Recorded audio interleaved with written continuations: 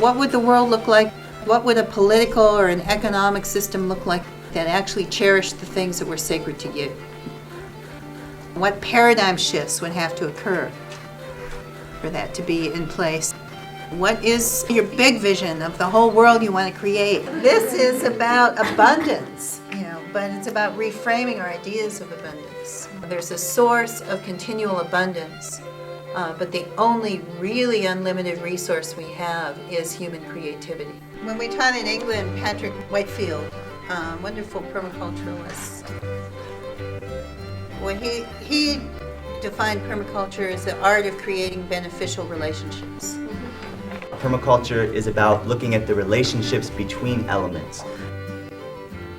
It's about remembering how to relate with the water, with the soil, with your food, with each other, how to relate with the future generations, and think about what is your relationship to the children in the future who are looking back at us, hoping that we'll remember how to relate with all the systems so that we can actually leave something to them. So you have bioregionally appropriate diets, bioregionally appropriate food systems, and community-based agriculture, community-supported agriculture.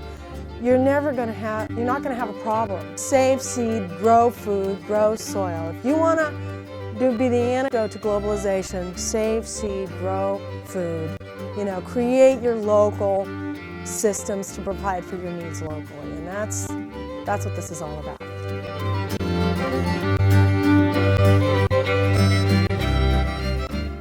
So I've been doing organizing activist work my adult life. I'm 45, so 26 years, but that's what I've been doing, and trying to get more strategic at it. Most valuably for me to understand what to do next, I got to understand at least the recent arc of things.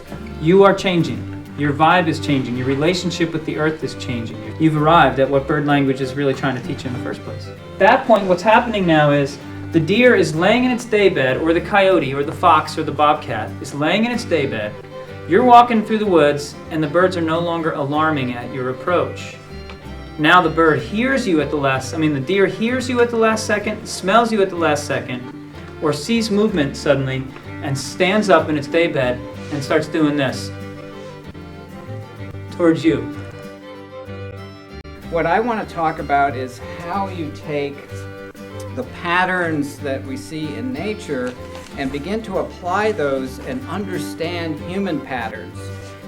And then I want to go one step beyond the patterns that we leave on the ground and what we do in our communities.